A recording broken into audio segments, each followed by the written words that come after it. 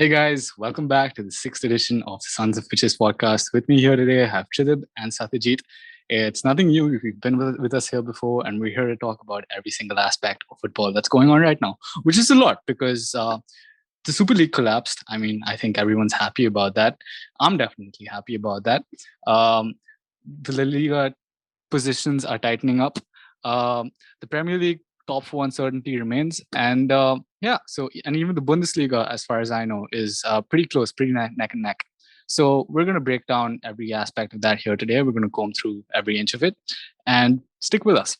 So first of all, I want to ask Tridham, how do you rate Real Madrid's chances of getting to the top? Hey Zuhar, it's been a while since you've been here, man. You've been busy with your exams. How are they going before we get started They're with all the stress? I'm almost done with them, and they're going pretty well. But I'd feel a lot better like about my exams finishing if I knew for sure that all of this European Super League business was behind us. But once we get to know that for sure, then I'll be solid. What about you, man? Man, I think the online exam part probably has to do with you acing your exams this time, but that's for another time. Um, yeah, I'm doing well. Real Madrid is in an interesting scenario to say the least. The top four battle in La Liga is heating up. And yeah, we're going to discuss that in detail in the coming hours. So yeah, Yep. excited to get into that. And for those of you who don't know, we have our Premier League and Liverpool specialists with us here as well. Satyajit, come say hi. Hi guys, how's it going? Satyajit here. I'm here to talk about the Premier League and everything that's going on in football, and I'm really excited for this episode. All right, Sarah, glad to have you, man. Glad to have you. We always appreciate it when you come here. And how do you feel about Liverpool, man? Are you confident, or are you scared, or are they gonna make it? Are they not gonna make it? What do you think? I think on paper we have the easier round of fixtures coming up in the top four title race. I know West Ham play Chelsea this weekend. We also have Leicester City playing, I think, a lot of top teams um, in the last three fixtures. So we'll have to see how that goes. But I do fancy Liverpool's chances of making the top four. Hopefully we will make it through, and yeah, we'll see. All right. Glad to hear that. Since there's such a wide gap in points between United and Liverpool, I too can give you the complete best of luck and tell you go ahead without any conflict of interest because I don't think you're catching up to us, man. Yeah, But hopefully whatever. you win a trophy, man. I think you've been trophyless for 4 seasons. So, I hear you're in the Europa League, aka the I'm BTEC sorry. League of Champions League. How many Premier League trophies do you have? Is it one less or one more than United have? I'm pretty sure it's the former. Anyway, going back to it, the Premier League is the league that we all love, and no matter if you're a fan of Liverpool or a fan of Bayern Munich, the Premier League is your go-to league, right? In terms of football, or at least I can say that for myself and most people that I know. But with the recent announcement of the European Super League, it was kind of shocking because six, the traditional big six of the Premier League, was set to leave and or rather exit the Champions League format at the very least and migrate to the Super League, and that caused an uproar worldwide. So it was pretty shocking for me that these clubs, specifically the biggest of the Premier League, were so easy to turn heel and just walk away. At least I know it wasn't the players that did it, but the owners acted on behalf of everyone, and it took the world by storm. So I just want to get your guys' opinion on that. When you first heard about the European Super League, not only as just a faint whisper, but it actually come into fruition, what went through your head? Satyajit, why don't you take that one? Right. So, yeah, obviously it was a very shocking announcement made by these 12 clubs from Italy, Spain, and England. And the fact that they were willing to break hundreds of years of tradition and have this Super League where you basically are in the league based on how much money you have and stuff like that. There's no meritocracy at all involved in this setup. Obviously, that did not bode well with many of the fans, even the fans of the teams involved. They were crying out for these owners to leave because they showed that they can be extremely greedy. So I'm very happy that ultimately, at least for now, the Super League looks like it's not going to take place anytime soon. But I mean, there was this press conference or interview by Fiorentino Perez, who did say that his plans are still not over. It's still not done. The teams are still contracted to the Super League's agreement, and he's still going to try and have the Super League in the future sometime. Okay, so speaking about Fiorentino Perez, there's a rumor going around. It's not based on solid fact. It's more of a theory, uh, an almost conspiracy theory, if you will. But there's a rumor going around that he actually knew that this plan was going to fail, or rather, it was designed to fail. But all of these clubs signed a contract, and now breaking the contract, they would have to pay him some sort of a compensation fees, and he would then use this money. And it's not just small amounts. It's probably figures ranging around the billions. He would then use this money for either his gain or to buy Mbappe or Haaland in the transfer window. It was quite a bit, and that's looking at him now and looking at the things he's done in the past. I wouldn't put it past him, but I want to ask you, Tadib, you being the Real Madrid guy, what do you think about this? Is there any truth to it at all? Oh, well, firstly, I just want to say that everyone here at Real Madrid love Florentino Perez. That man is an absolute god, right? He has this knack of just getting everything he wants, and I don't think that this whole charade of canceling the Super League to get to get to to get some sort of compensation is a conspiracy. I don't think that's the case at all, because he's still trying to fight for it. And he just yesterday he gave an interview that he doesn't think the Super League is dead, which I believe he's still trying to fight for that. I don't think he's given up on it. And I don't think the president of Barca has given up for it. I think for the president of Barca, the European Super League is a get out of jail free card for all of his debt. It's like you join the Super League, all of your debt goes away, man. It's like this magical genie that comes up and makes all of your problems go away. But yeah, it's I don't think he's set up for failure here with the European Super League. I think he's going to keep trying, and yeah, we'll see how he goes. He has this knack of getting everything he wants, so we might have that coming. Yeah, Barcelona, definitely, that was a get out of jail free card. But I gotta say, like, some people, maybe just a few, just a minority, but there were a few people who were actually hardcore for the idea of a Super League. And I'm not just talking about those financially involved who had something to gain from it. I'm talking about fans that I talked to who genuinely weren't against the idea of the Super League. They were for it. And, like, God forbid, but just assume a world where it does come to fruition and the Super League is formed. I want you to imagine watching those fixtures on a weekly basis. And from my point of view, at least, a large portion of why those fixtures are special is because of the irregularity of them, right? Like, even if Bayern Munich and Manchester City get into the Champions League, it's not 100% fact, or it's not 100% done that they're going to. It's not 100% certain that they're going to face off against each other. Hence, when they do face off against each other, this cross Europe battle is special, and I think the rarity of the fixture is what adds to its specialty. Now, if you normalize that and you just make it a weekly thing, I think that it loses some of its magic. And I think over a period of time, maybe not in the first season, but maybe somewhere in the second season, the fixtures get normalized. It's nothing special anymore. And it's just people go back to the same level of utility. It's like, to quote economics exactly, it's the law of diminishing marginal utility. The more frequently something happens, the lesser utility you derive from it. So that's what I think. That's how I would imagine it going down. But what do you think about it, Satyajit? Do you think it would be feasible or beneficial in any way to have the European Super League become a real thing?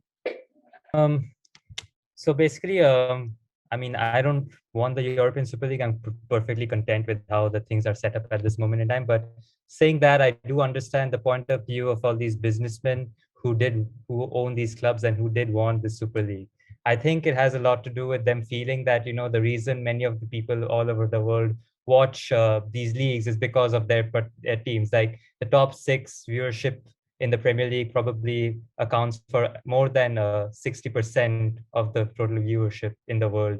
I don't know whether this if you take out the top six in the Premier League, I don't think it'll have the same appeal. I don't know if people would be willing to watch Burnley play Leeds, or those kind of things, because they're just not that they just don't have that kind of fan base worldwide. It's not like they're not it's not like they're like a bad club or anything, but it's just that they're not that popular. So I think there's a feeling that they're not being compensated for the viewership that they bring, and that is why they wanted the Super League.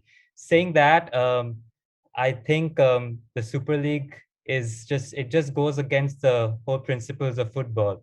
The owners are essentially Americanizing the sports and introducing franchise sports system like you see in the NBA or the NFL, where there are no relegation, where there's no promotion, where there's no such storylines which compel viewers to engage themselves into the sport.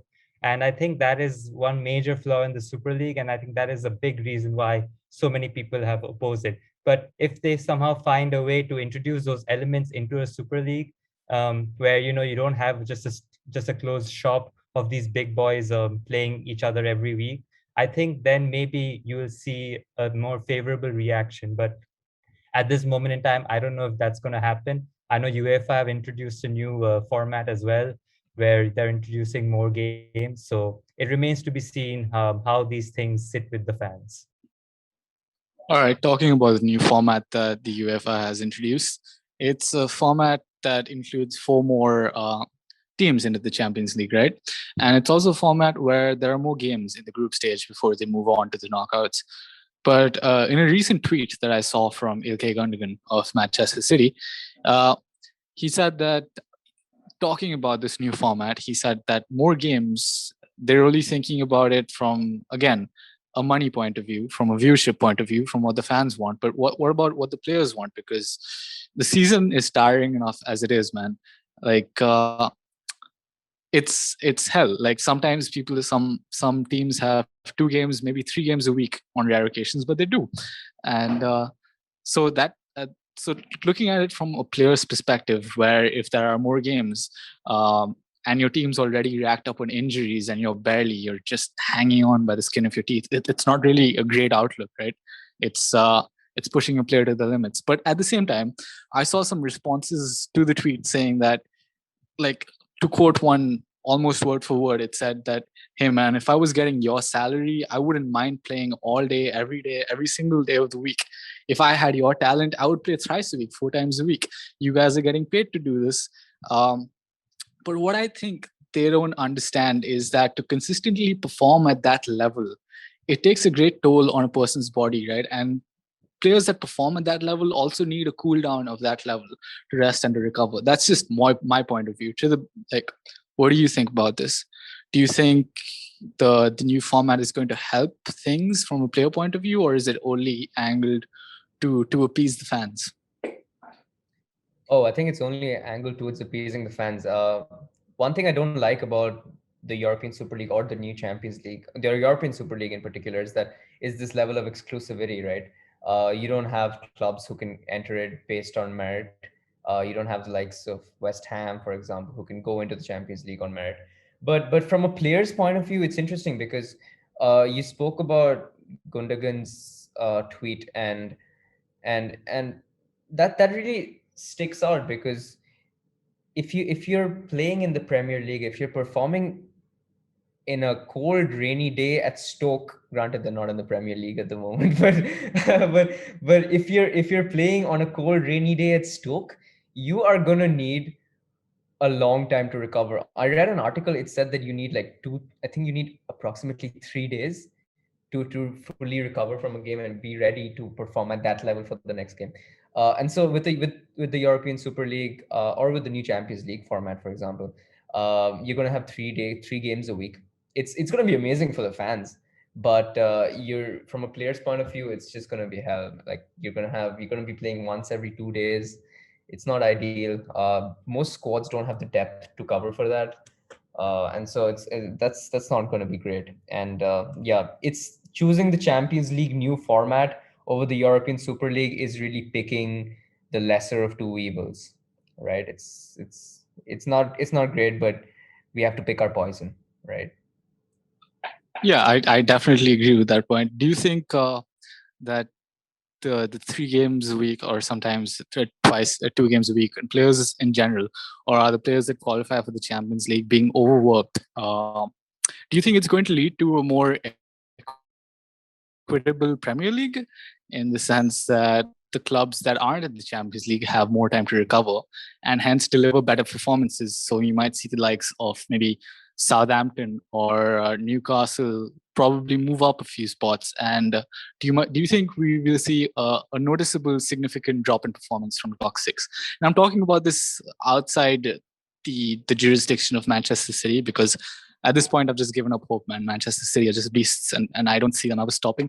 Uh, that's sad for a Manchester United fan, but yeah, it's the truth. So do you think every single team in the Premier League might pull a Manchester United, and one day upset the likes of Manchester City, but then after a hard midweek performance in the Champions League, lose to the likes of Brighton? What do you think? Oh man, that's a great analogy. I remember I remember you hoping that you were gonna win the Premier League after Man City slipped up to Leeds with their second string 11. But yeah, it's always good to hope.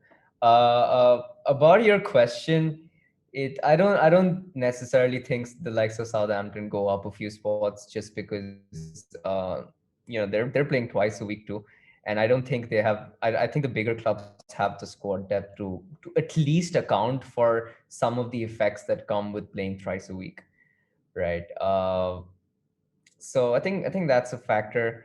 But yeah, I'm not a fan of this new UCL format that we're going to see from 2024. It's going to exhaust all the players, and we have to understand that the players are not just playing games, right? Their life is under a microscope 24 hours of a day, right? So they go to training, they train like every day. Then you got to come back, you got to follow whatever diet they're doing, you got to do your press conferences, then you got to prepare for the game, and then you actually play the game. And it's just a whole lot of jazz that's going on. And so I don't think fans understand just what a player is going through, especially like players who are new to clubs. Like they have to adjust a lot, and they have to go through that period of adjustment with foreign media just looking and analyzing every aspect of their lives, and that's not something that's not great. So people don't really understand the tough times that a player goes through, and I don't think they will. I think they're always going to try and justify their troubles by the fact that they're getting a higher salary. So Yeah, and I bet that you would understand an injury riddled squad the best out of the three of us, because I don't know, I think the first hand experience comes in the form of watching your star performer in the form of Eden Hazard, and the number of beautiful performances he's delivered at the Bernabeu. I mean, I think I could count his performances on one hand, but yeah, I think an injury riddled side the best. But speaking of an injury riddled side, even with everything that's happened, you guys are doing great. I mean, you guys pulled up your socks in the league. You guys are in a good position in the Champions League, so you got nothing to worry about, man. But coming to the Super League back again, I just want to quickly address this one more time. Uh, if you're Fiorentino Perez right now, right, and you're the guy who gets whatever he wants whenever he wants, and no one can ever say no to you, right? Just assume that you have that cocky mindset right now. Um, if you're managing Real Madrid, if you're chairing the Super League, how do you go to bed at night, tell yourself that, hey, look, it's going to be okay. Tomorrow I'm going to wake up and eat my breakfast and go about my business as usual, knowing full well that there's like at least a billion people out there who want to stick a knife through your throat. So, Satyajit, do you want to take this one? Um, I'm sorry, you want me to answer from the point of view of Fiorentino Perez? Yeah, if you could. I mean, look, I mean, I guess he's someone who has, shown since he became president that he is willing to spend whatever money it takes to bring Real Madrid back to its best. We saw that with the Galactico era, where they bought the likes of Zidane, Luis Figo, um, Kaká, Michael Owen when he was a big star. He was a Ballon d'Or winner. So, I mean, I don't know why I took Michael Owen's name, but moving on, Beckham as well, he was brought in as well. So, he's someone who is not willing to spend less. And of course, you have to talk about Cristiano Ronaldo, Gareth Bale at the start of the 2000, at the end of the 2000s and the start of the 2010s, where he broke the transfer record at that time as well. So, he is someone who has been around for all these years. And I don't think the hate he gets is anything new to him. I guess he, at the end of the day, looks after his own interests as well as his club's interests. And I think the fact that he's pushing for the Super League is not just is as much for is maybe not as much, but a lot of it is also about his club. He feels Real Madrid are not earning as much. I think their revenues have dropped since the pandemic has come, and I think that has necessitated this Super League for the La Liga clubs. I don't think the Premier League clubs really need a Super League because I think they gain enough revenue as it is, from being in the top six and all that. So I think for the La Liga clubs, it was very important. And I think from Fiorentino Perez's point of view, I wouldn't necessarily worry about people going after my neck because I think that's what Barcelona fans have been wanting since he became president. So, and he knows that. He knows everybody. He knows that everybody in La Liga wants it. And even in the Champions League, the success he has brought in, I think they've won 5 Champions Leagues under him. So yeah, he knows what it takes to win. And I mean, you have to, as much as you hate the guy for proposing the Super League, you have to respect the amount of guts he shows to actually come up in front of a camera and speak his mind on the Super League. So yeah, that's what I had to say. Can I just butt in here?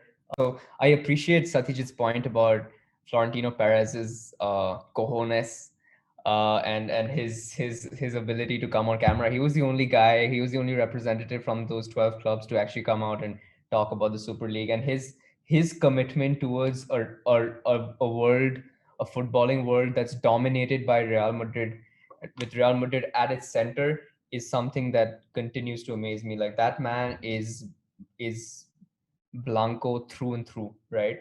So it's absolutely admirable. I did want to talk about his latest press conference when he said that young people don't watch football anymore and that he was trying to save football. So a lot that got a lot of hate naturally because it's a pretty drastic thing to say. But I just wanted to bring that up because I thought to some degree it did make sense. So the Premier League, for example, if you look at that, the likes of Burnley, the likes of I'm not going to say Leeds, but I'm going to say the likes of Sheffield United, maybe they're, even though they've been relegated, but those clubs, they're just losing their enterprise because a large part of their fan base comes from generational viewers who've been watching them play for a long time now, right? So they've watched their grandpa and their dad watch Sheffield United, for example, and then as a result they've become fans. And that's just not a trend that we're going to see in the years to come.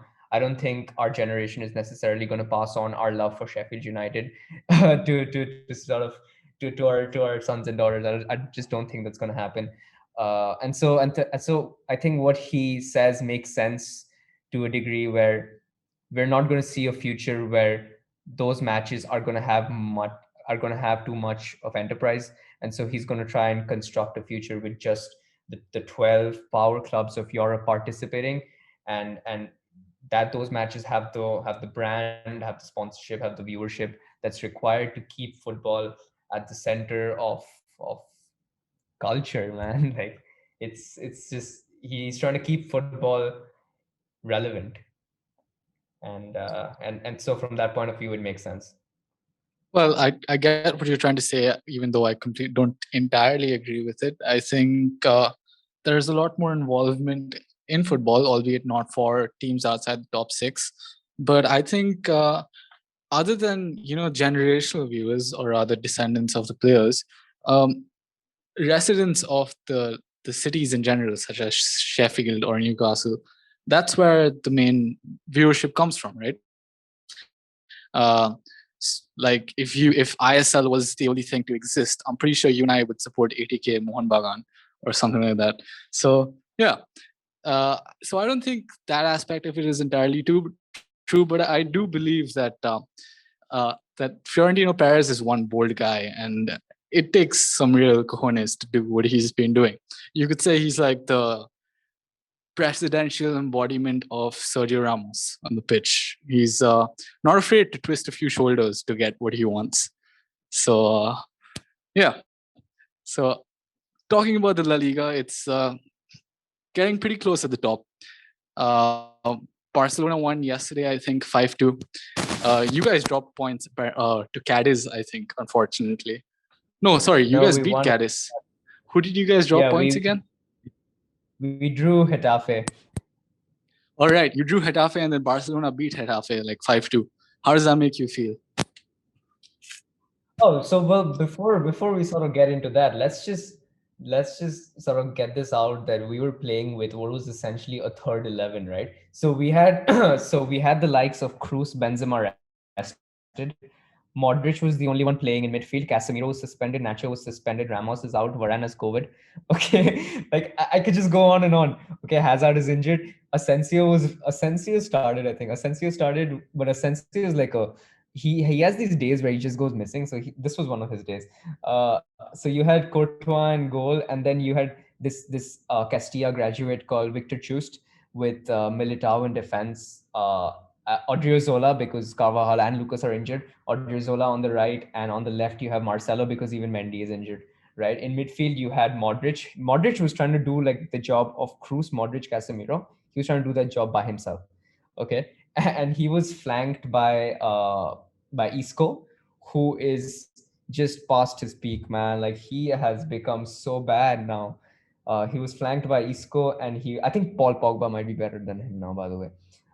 So he was flanked by Isco and I think it was Rodrigo. Yeah, Rodrigo, a right winger, is playing midfield. Okay. Then you have the likes of Asensio, Vinicius, and Benzema. Asensio, Vinicius, and Mariano up front. Benzema misses out because he was rested. He was brought on later when we were trying to look for a goal, but yeah, that didn't work out. So we were playing with the third 11. Barca went and played their first 11 because they're not in the Champions League. Who do they have to rest? Why do they have to rest people anyway? So then they won against Getafe, and that was a good performance by them though. So I have to give them credit for that. But yeah, we need to understand that Real Madrid, albeit playing with the third 11, don't have any excuses for putting in that sort of a performance, especially when the stakes involved are so high. Yeah, some people could attribute that to sound management or thereof. So yeah, I think Real Madrid, they're still in. But what do you make of the point situation right now with the number of games that you have left to go? Do you think it's enough? Do you think you will catch up? And do you think that Barcelona and Atletico will drop points? Well, I think that I think Atletico have the slightly easier schedule coming up. So they still face Athletic Bilbao in the coming week. Athletic Bilbao, Real Sociedad. Barca play Villarreal, I believe. Villarreal. I think they play Bilbao as well. But the one that really sticks out is the Atletico Barca game, right? So an ideal result for that for us would probably be an Atletico Barca draw, with Atletico dropping some more points along the way, maybe to the likes of Bilbao, right? That would be ideal for us. We also have a few tough games coming up. So this weekend against Real Betis, that's an especially tough one. Betis is fifth in the league now, I believe. So they're firmly in the European spots. They're playing well. They have Nabil Fekir who just turns it up, man. Like that guy is really good, and I can't believe he's not playing for the likes of Liverpool. I think they were in for him at one point of time. But yeah, Betis is good. They're gonna really pose a threat. We don't have Cruz for us this weekend. We do have Hazard coming back, but hopefully he sort of keeps fit this time. He's been training for 2 weeks with the squad now, and Zidane only put him into the match day traveling team now. So he's been taking it really slow with Hazard. So yeah, tough game this weekend, but all of the top four have tough games. So Atletico play Athletic Bilbao, Barca play Villarreal away.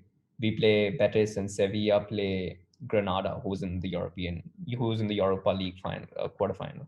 So yeah, tough games coming up. This week is going to be extremely clutch because all teams play tough games all at once, and it should be interesting. It's going to be important to deciding who's going to finish top.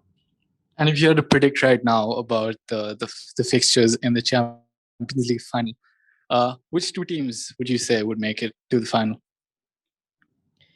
Oh, that's a tricky question. I think.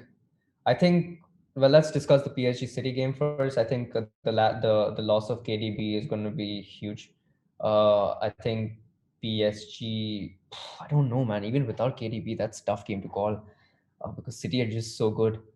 I'm gonna say, you know what? I'm gonna say City win, even though I don't want them to. I think they're the tougher of two opponents between City and PSG. I'm gonna say City win 2-1, and Real Madrid go through against Chelsea. Fingers crossed. Uh,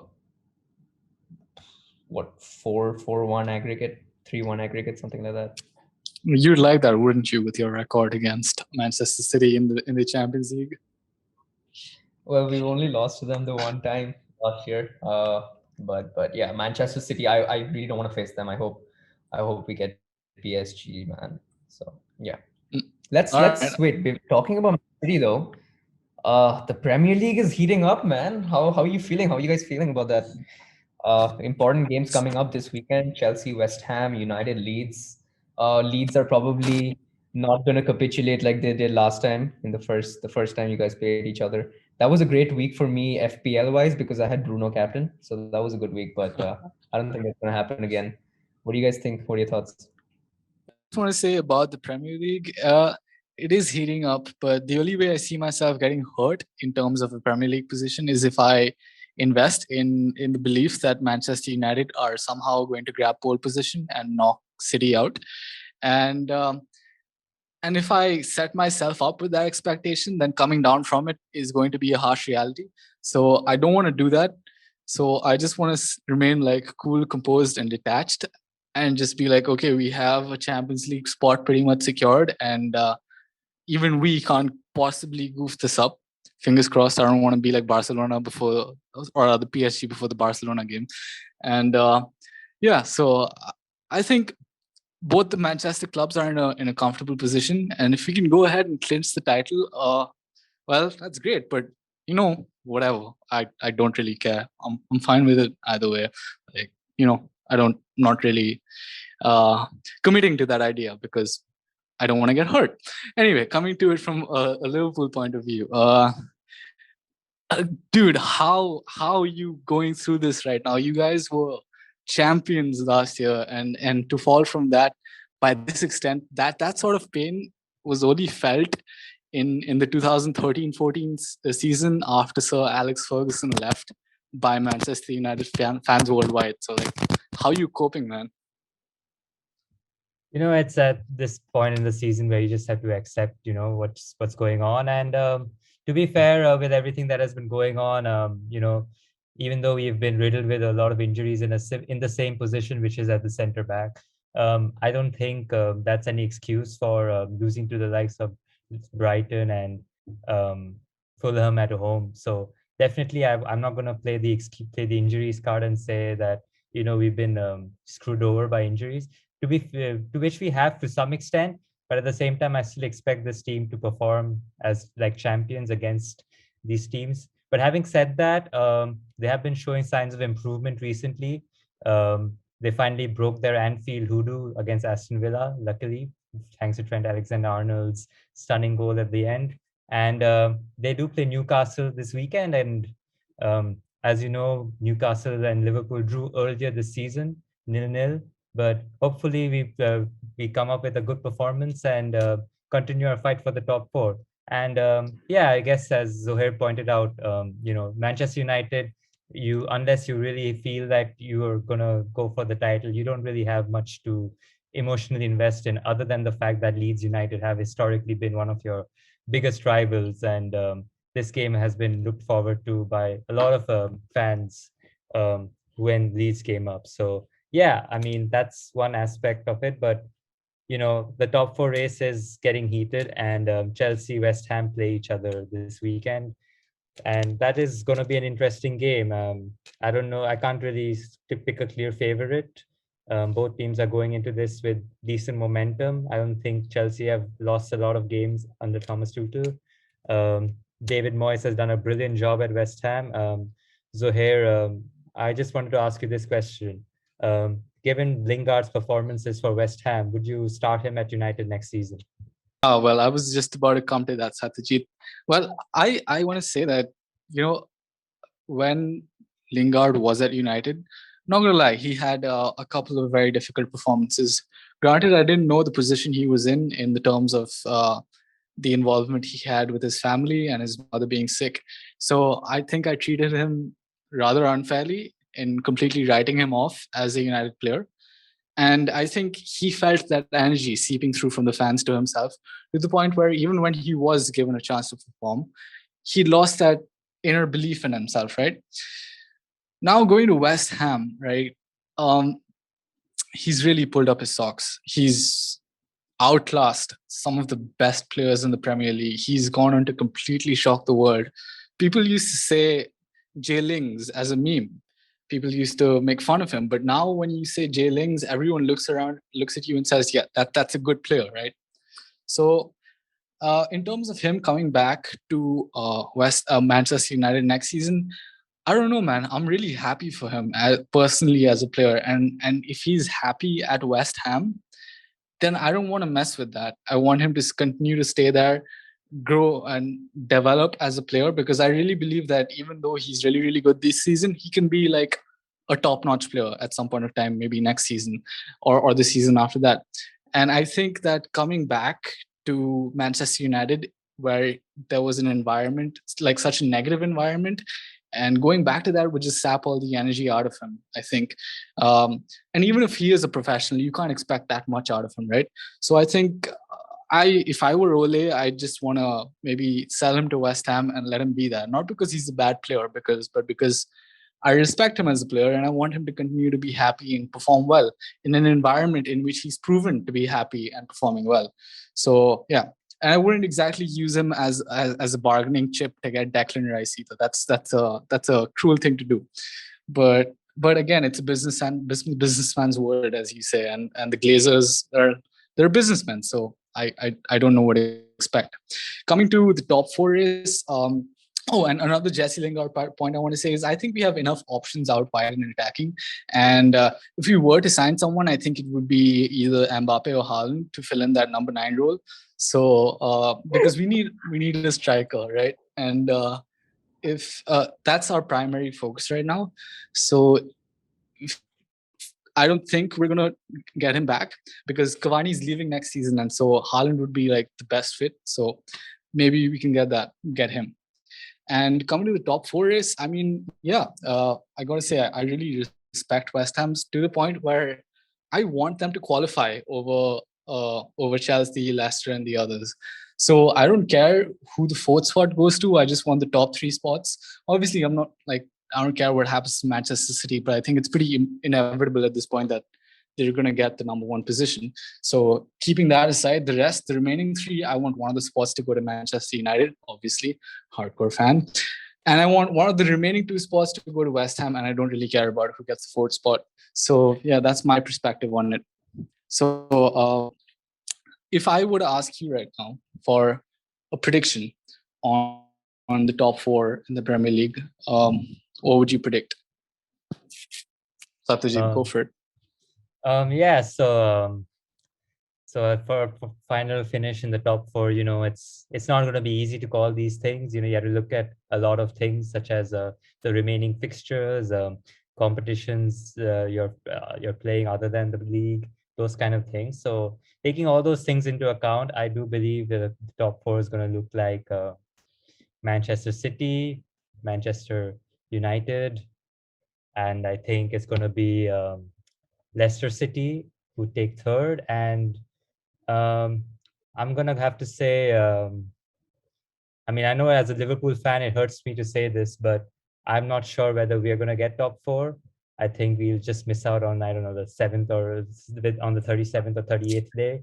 But I'm just gonna have. I think I'll say Chelsea. I think under Thomas Tuchel, they're a hard side to beat, and I think they play Manchester City in the remaining fixtures, and they play West Ham this weekend. So I think the winner between West Ham and Chelsea is gonna probably be the team that finished, or if it's, I mean, it's gonna be a big game to decide who the top fourth place is gonna go to. So yeah, I think Chelsea take fourth place. So I would say Man City, Man United, Leicester, and Chelsea. Very well put. I concur with that, except obviously with the last part where in tomorrow's fixture, I do hope that West Ham go ahead. Other like West Ham somehow beat Chelsea, but you're right. Under Tuchel, they've been performing insanely well. Other than I think their 5-2 loss against West Brom, every single time they stepped onto that pitch, they've looked incredibly quick, agile, accurate. Their attacking football has been off the charts. So yeah, and even they even beat Manchester City, which well that was insane. So yeah, so Chidab, do you concur with that positioning? Do you think it's going to end that way? Can I just Yeah, go ahead. Sorry, I just wanted to say one more thing. I did mention that the remaining fixtures play a big part, and on paper, like I said earlier in this episode, Liverpool have a lot of easy fixtures. So, you can never count them out from that aspect. But I mean, like I said, it pains me to say this because we played against some of these teams and we've lost to them, like Southampton. So, I mean, I don't know if they play better. Maybe they can. I don't know, take Chelsea's place or Leicester's place also. So. I don't know, but I mean, I still stand by my prediction, which I said earlier. So yeah, that's all I wanted to say. Okay. I'm a little surprised by Zuhair's prediction. I didn't think he would put Manchester United in second. I thought he'd put United in first, with City coming like fifth or something. Even Hey, though you haven't heard my prediction yet. I you haven't said you officially. concur with him. You said you concur with him, so I assume that was your. I asked you if you concur with him. I haven't yet officially declared my prediction, so you might get a Okay. surprise there. Stick around to find out. All right, go ahead, Chidab. All right. So I'm going to assume United finished first in yours. But yeah, I think that sounds about right. City, United, Leicester, and Chelsea bringing up the rear. I think Chelsea is a hard team to beat. I agree with Satyajit. I think the loser of West Ham Chelsea is probably out of the top four race. So yeah, that's going to be a tough pill to swallow for the loser, but I think that's the tough reality. Also, can I say that the Jay Ling's comparison reminds me of Gareth Bale during his 3-game playing well streak. That reminds me of Gareth Bale. Yeah. And this is my way of sort of transitioning into the Carabao Cup final this weekend. So Gareth Bale, Tottenham play City this weekend, and that's going to be a cracker, man. Without probably Harry Kane and Kevin De Bruyne, or they're probably going to pull back, like push Harry Kane to really be back for this. What do you guys think? What are your predictions? What are you guys thinking before the game?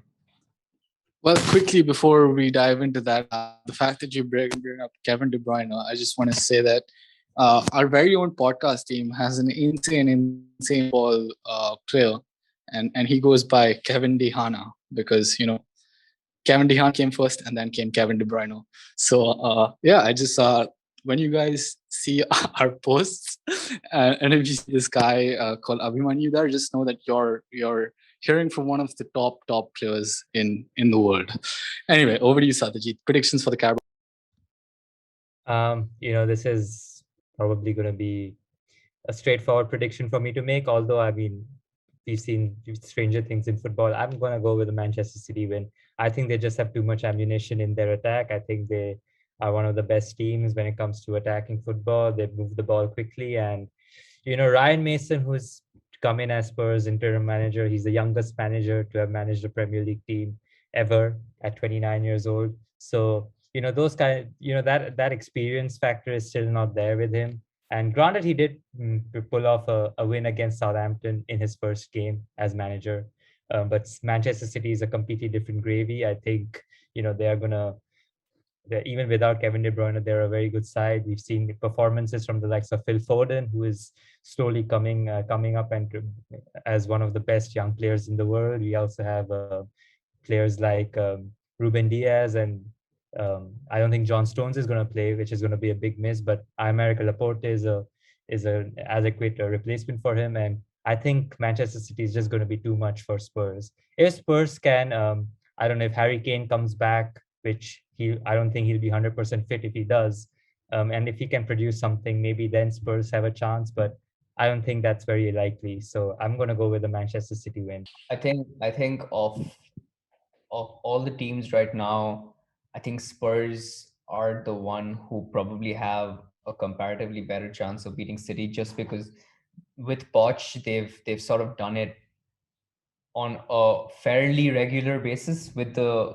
and they just know how to play City, right? They know how to defend deep, and then just with the speed of Son and Kane, although Kane might not play it, with that speed, they can beat any team on their day, and it's really come into its own against the likes of City. So I'm looking forward to that. I don't think Ryan Mason is going to play like Mourinho, where he's just going to respect them to the extent that he just sits deep for like 90 minutes. I think he's going to come out and attack them, and I hope to see that. I think that's going to be exciting to watch, and yeah, it should be a great watch. Sir, what do you think?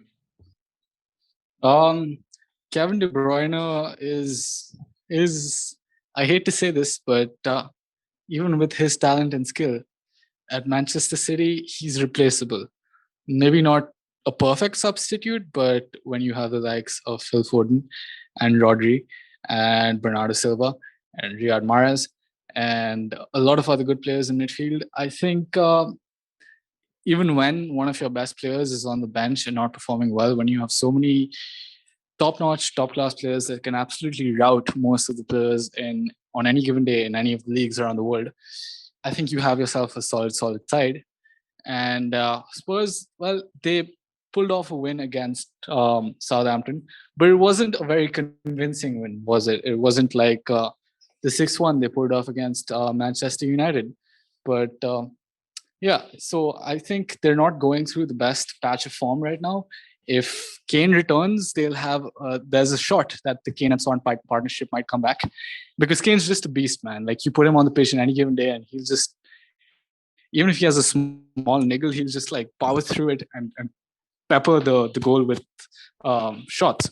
So yeah, if I only give Tottenham odds to win the tie if Kane returns. It's all dependent on that, because if he's not, and they put in someone like Bale or Moura to fill in the position, um, I don't think it's going to work out.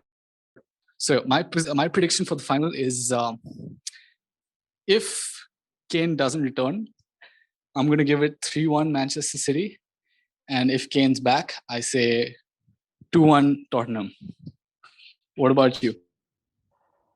Ooh, big call, man. Big call. I say 3-1 with Kane out. 3-1 with Kane out and 3-1 with Kane in. I don't think they're gonna score too many.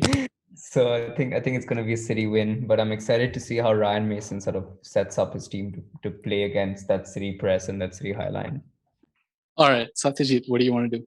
I'm going to say 2-1 Manchester City win. I don't think they're going to keep a clean sheet because their strongest defense is not going to be playing. I think Laporte is going to play instead of John Stones. So, I mean, they can keep a clean sheet, but I don't think they will. I don't think they have played together enough this season to have that kind of chemistry. And Spurs are a good attacking side when on their day. So I'm going to say a 2-1 Manchester City win. All right, boys. Thank you so much for those predictions. I really appreciate that. And we will see who's right after the match, where we conduct post-match analysis. So all of you definitely should be there for that, to catch that one. And before we conclude our business for today, I just want to end the day on a small note from my end, in the form of my predictions of how the Premier League is going to end.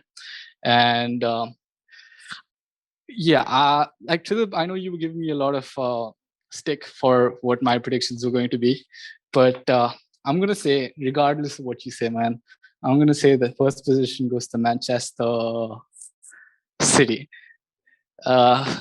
Second position goes to Rising. Leicester City. Third position goes to Manchester United. And fourth position goes to West Ham. Because, I mean, prepare for the worst, hope for the best, right? So You're gonna goof up a 7-point lead over Leicester City and come third? That's messed up, man. probably not, but I'm preparing for the worst and hoping for the best. So from this point on, like, from an emotional standpoint, I have nothing to lose. I have set my expectations at absolute rock bottom. So yeah. It's nice to see that you have a lot of faith in your team. I love the way my teams performed. I absolutely have nothing but respect for them. So yeah, I want to say that they won't goof. And my real predictions are Manchester City, Manchester United, Leicester City, and West Ham. Oh, big call, man. Big call on fourth place. But yeah, we're excited to see what happens. All right, let's wrap it up, All right, guys. This has that's been great. amazing. We've discussed a lot of stuff. We discussed the European Super League. We discussed all of the domestic leagues, the Carabao Cup final, and we look forward to having you for our next podcast, which we're going to release soon. We have a lot coming up, so please stay tuned. And yeah, we'll see you soon. Bye bye, guys. Say bye. See you guys. Bye.